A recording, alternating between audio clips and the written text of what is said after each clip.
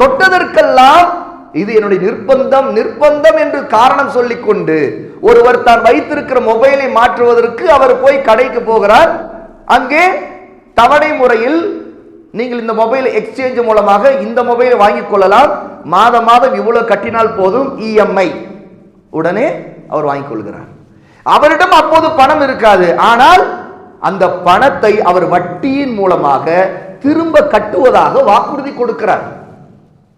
இன்னொருவர் வீட்டிலே ஒரு ஃப்ரிட்ஜ் இருக்கிறது, அதை போட்டுவிட்டு புது ஃப்ரிட்ஜ் வாங்கலாம். வாஷிங் மிஷின் இருக்குது, அதை போட்டுவிட்டு புதியது வாங்கி விடலாம். ஏசி எது எது எது அவர் ஏற்கனவே படுத்திருக்கிற கட்டிலை விட்டு புதிய கட்டில் ஒன்று வாங்கலாம், மாஸ்டர் கிங் காட் வாங்கலாம். உடனே கையில் இப்போ பணம் இல்லை, அது ஒன்றும் பிரச்சனை இல்லை, இதோ கிரெடிட் கார்டு இருக்கிறது, அதன் மூலமா வாங்கிக் கொள்ளலாம். அல்லது இதோ இந்த வழி இருக்கிறது, இஎம்ஐல இவ்வளவு பணம் கொடுத்தால் போதும்.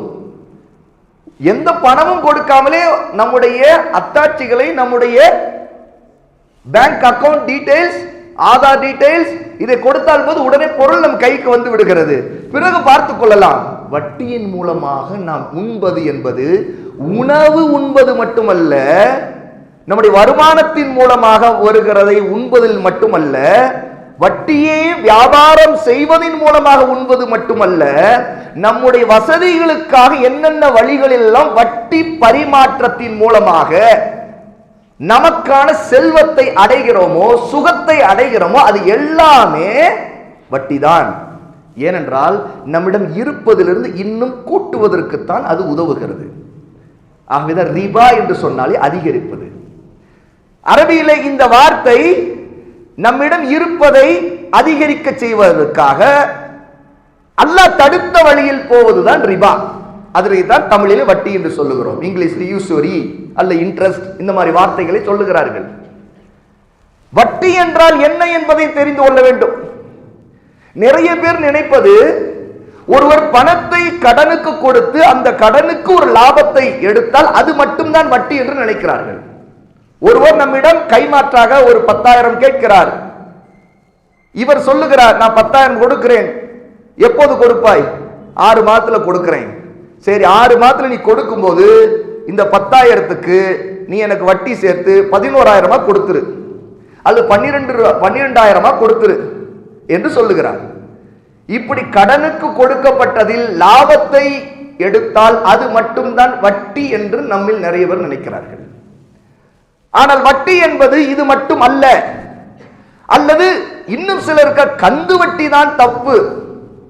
கந்து வட்டி கூடுதலாக ஒரு குறிப்பிட்ட காலகட்டத்தில் தவணைக்குள் கொடுக்காவிட்டால் இவ்வளவு சதவீதம், இதற்கு இவ்வளவு வட்டி தர வேண்டும், இவ்வளவு பணம் சேர்த்து தர வேண்டும் என்று அது திரும்ப திரும்ப அவர் தாமதப்படுத்தும் காலமெல்லாம் குட்டி போட்டுக்கொண்டு அதற்கான லாபத்தை இவர் கேட்டால் அந்த கந்து வட்டி மட்டும்தான் ஹராம். அது நியாயம் இல்லைங்க. அது ஒரு மனுஷனை அநியாயமா இரக்கமே இல்லாம கொல்றது. அவன் வாங்கியதை விட பல மடங்கு அதிகமா திரும்ப கட்ட வேண்டிய கட்டாயத்துக்கு போறான். அதுதாங்க தப்பு. ஏன்னா இப்படி ஒரு கட்டாயத்துல கந்து வட்டி கட்டி இவரே பட்டிருப்பாரு. அப்ப மட்டும் அது ஒரு சரியான நிலை இல்லை. அந்த மாதிரி வட்டிக்கெல்லாம் போகக்கூடாது அப்படின்னு நினைக்கிறவங்க சிலர் இருக்கிறாங்க. இன்னும் சிலர் தங்களுடைய கொடுக்கல் வாங்கல் பரிமாற்றத்தில் ஏதேனும் சில லாபங்களை, அந்த லாபங்கள் ஒரு பேங்க் கொடுக்கக்கூடிய ஒரு சலுகை அல்லது சன்மானம், கிஃப்ட் என்கிற மாதிரி தன்னுடைய பணத்திற்கு அவன் கொடுக்கக்கூடிய சலுகையை இதையெல்லாம் வட்டி நினைக்க தேவையில்லை அப்படின்னு நினைக்கிறாங்க. உதாரணத்துக்கு ஜிபேல, போன்பேல இவ்வளவு டிரான்சாக்சன் பண்ணா அந்த டிரான்சாக்சனுக்கு அவன் இவ்வளவு பர்சன்டேஜ் அல்லது இவ்வளவு ஒரு கிஃப்ட் ஏதாவது ஒன்று தருகிறான், இது நம்ம அடைந்து கொள்றது ஒரு பிரச்சனை இல்லையே அப்படின்னு நினைக்கிறாங்க. ஏன்னா இவர்களுடைய மனநிலை அறியாமையின் காரணமாக இப்படி உருவாகிறது, சட்டம் தெரியாதின் காரணமாக உருவாகிறது. இதே இவங்களுடைய பணத்தை அவன் வச்சு அவன் வட்டிக்கு விட்டு அதுல எல்லாத்துலயும் ஒரு கணக்கு வச்சு அதுல அவனுக்கு வரக்கூடிய லாபத்திலிருந்து இவரை இன்னும் இந்த பரிமாற்றத்துல உழல வைக்கவும் அதுல சிக்க வைக்கவும் கூடுதலா இவன் செய்யும் போது அவருக்கு இருக்கக்கூடிய லாபத்திற்காகவும் அந்த பேங்க்காரன் ஒரு சலுகை, ஒரு ஆஃபர் ஏதாவது ஒன்று கொடுக்கிறான் என்றால் அது உண்மையில் வட்டி என்பதை அவர் அறியவில்லை.